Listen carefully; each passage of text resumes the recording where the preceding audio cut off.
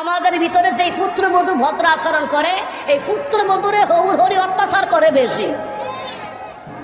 নিজের চোখে দেখা ঘটনা, যে পুত্রবধূ হরির হরিরে সম্মান করে কথা কয়, এটারে দেখতারে না, এটারে মজা লাগে না।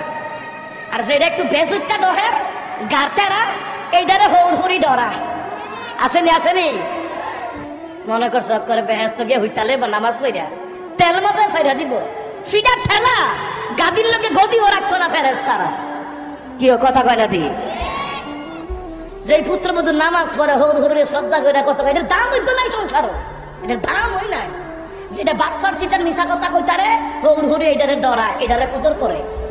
আসেনি আমার বেহেস্তরে অত সহজ না। হাসিবান নাস আইয়াতুরাকু আইয়াকুলু আমান্না ওয়া হুম লা ইফতানুন। আল্লাহ কয় ঈমান আনছো বলে আমি ছাইড়া দেব না, পরীক্ষা করব, পরীক্ষা করব, পরীক্ষা করে দেখবো তুমি জান্নাতের উপযুক্ত কিনা। কোম্পানিতে মানুষ ইন্টারভিউ দেয়, কেন দেয়?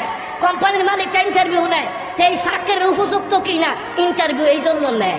কথা ঠিক কিনা? আল্লাহ কয় জান্নাতে যাওয়ার উপযুক্ত কিনা ইন্টারভিউ নেওয়ায়া, পরীক্ষা নেওয়ায়া, এরপরে কথা কার? কথা কার? এই জন্য যারা মা বাবা আছেন হৌর হরি আছেন সাবধান। মেয়ের হৌর বাড়িতে লুক আইলে আরে বাপরে বিয়েন্ডে কলজা দেখাওয়াইব, খাসি দেখাওয়াইব না, গুস্ত দেখাওয়াইব না, দেশি মুরগ দেখাওয়াইব, কিট দেখাওয়াইব, নিশা করতারে না। ছেলের শ্বশুর বাড়িতে আইলে না, শরীরটা বালা না, খাইতারে না, জ্বর হুতাতে উঠতারে না, বমি বমি বাপ ফেসারে সাপ দিয়ে লাইছে, অথচ ফুতে কামাই করে টেহা দেয়, ফুতুর হৌর বাড়ির লোকদেরকে দেখতারে না। এমন নজির সমাজে আছে না নাই?